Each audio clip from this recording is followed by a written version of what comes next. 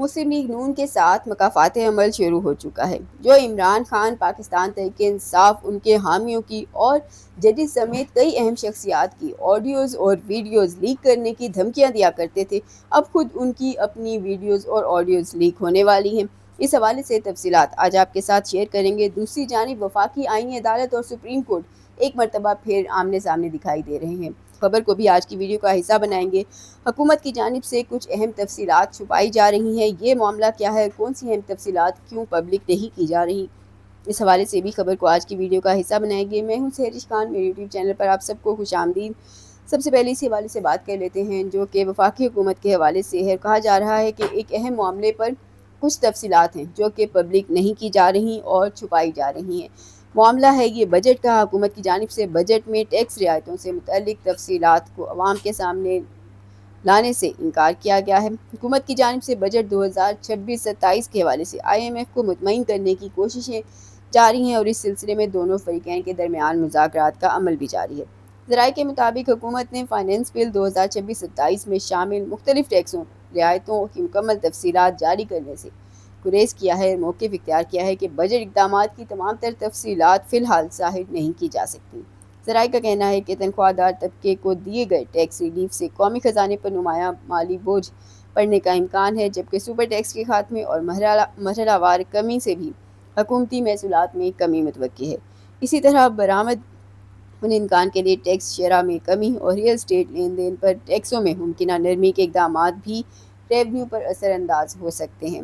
Media reports کے مطابق مختلف ٹیکس رعایتوں کے باعث قومی خزانے پر مجموعی طور پر تقریباً 360 ارب روپے کا اضافی بوجھ پڑنے کا بھی امکان ہے۔ حکومت اور IMF کے اس ممکنہ خسارے کے ازالے کے لیے متبادل ریونیو اقدامات پر مشاورت کر رہے ہیں، تاہم ٹیکس ریلیف پیکیج کے مالی اثرات سے متعلق مکمل اعداد و شمار اب تک منظر عام پر نہیں لائے جا سکے۔ دوسری جانب ملک کی سیاسی صورتحال کی بات کریں تو مکافات عمل شروع ہونا ہی ہوتا ہے، اور اب نون لیگ کا مکافات عمل جو ہے وہ ان کے ساتھ شروع ہونے والا ہے۔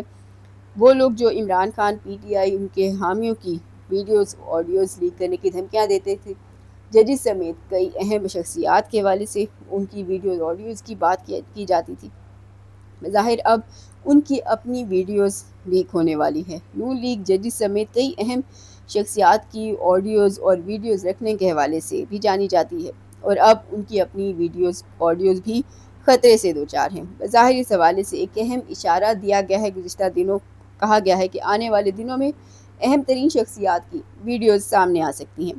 فیصل وابڈا نے نون لیگ کو آڑے ہاتھوں لیتے ہوئے کہا ہے کہ وفاقی حکومت آپ پھر بھی ریس ہار جائیں، آپ ہر ریس میں اکیلے کھڑے ہوں پھر بھی ہار جائیں تو اس میں میرا کیا قصور ہے۔ ایک نیوز چینل میں پروگرام میں فیصل وابڈا سے جب سوال کیا گیا کہ وزیر اعظم شہباز شریف میں بیسٹ کوالٹی کیا ہے، تو اس پر فیصل وابڈا کا دلچسپ جواب تھا۔ وفاقی حکومت پر انہوں نے کڑی تنقید کرتے ہوئے کہنا تھا کہ مجھے اس بارے میں کچھ نہیں پتا۔ ساتھ ہی انہوں نے یہ بھی کہا کہ مجھے یہ پتا ہے کہ بیوروکریٹس کو منسٹر بنا کر حکومت چلائی جا رہی ہے، وزارتوں میں اربوں روپے کے کرپشن کے بازار مافیا کے ذریعے کھول رہے ہیں۔ فیصل وابڈا کا کہنا تھا کہ فیلڈ مارشل کون سے مسئلے حل کریں گے، وفاقی حکومت ہوتے ہوئے بھی الیکشن ہار جائیں تو میرا قصور نہیں۔ فیصل وابڈا نے نام لیے بغیر تنقید کا نشانہ بناتے ہوئے کہا کہ ہر ریس میں اکیلے کھڑے ہوں پھر بھی نہ جیت سکیں اور اس میں کوئی کچھ نہیں کر سکتا۔ ایک PM بننے کی خواہش مند ہیں۔ ان کا کہنا تھا کہ ایک CM کو پرانا CM نکالنا چاہتا ہے، یہ بھول گئے ہیں ان کے کرپشن سکینڈل فورینزک کے ساتھ سامنے آئیں گے۔ ساتھ ہی انہوں نے یہ کہا کہ یہ سال کرپشن کی داستانوں فورینزک ویڈیوز کا سال ہے۔ بظاہر کہا جا رہا ہے کہ گلگت بلتستان کے حالیہ انتخابات میں نون لیگ کی کارکردگی جو تھی، جس طرح کی رہی اور جو بدترین شکست تھی، اس نے نون لیگ کو اس انجام تک پہنچایا ہے۔ تو بظاہر ایک طرف اب فیصل وابڈا کی کھل کر انہوں نے حکومت کے اوپر سخت تنقید کی ہے، اور نظر آ رہا ہے کہ اس کے بعد شاید حکومت کے پاس واقعی اب صورتحال جو ہے وہ کوئی تسلی بخش قسم کی نہیں رہی۔ دوسری جانب وفاقی آئینی عدالت اور سپریم کورٹ، ملک کی دو بڑی عدالتیں ایک مرتبہ پھر کھل کر آمنے سامنے ہیں۔ سپریم کورٹ کے 2 رکنی بینچ کا فیصلہ ہو یا 3 رکنی بینچ کا فیصلہ، وفاقی آئینی عدالت نے واضح کر دیا ہے کہ وفاقی آئینی عدالت اس کو ختم کرنے کے لیے یا اس فیصلے کو سننے کے لیے، اس کے خلاف اپیلیں سننے کے لیے وفاقی آئینی عدالت کے کتنے ججز کافی ہیں، یہ آج کی ایک دلچسپ سماعت تھی۔ P T C L pensioners case کی سماعت تھی۔ جسٹس امین الدین خان اور جسٹس ارشد حسین شاہ پر مشتمل 2 رکنی بینچ سماعت کر رہا تھا۔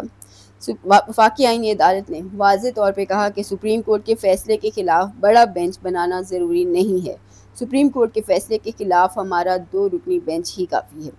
آج کی سماعت کے اندر پی ٹی سی ایل ملازمین کی طرف سے سابق جج شوکت عزیز صدیقی پیش ہوئے۔ ان کا یہ کہنا تھا کہ سپریم کورٹ نے اس کیس میں 3 رکنی بینچ نے فیصلہ دیا تھا۔ وفاقی آئینی عدالت کا یہ 2 رکنی بینچ کیس کی سماعت کر رہا ہے۔ تو اس معاملے پر جسٹس امین الدین خان کا یہ کہنا تھا کہ اس حوالے سے ہمارے متعدد فیصلے موجود ہیں، بے فکر رہیں، ہمارا یہ 2 رکنی بینچ ہی کافی ہے۔ وفاقی آئینی عدالت نے پی ٹی سی ایل ملازمین کے تمام کیسز کو یکجا کر دیا۔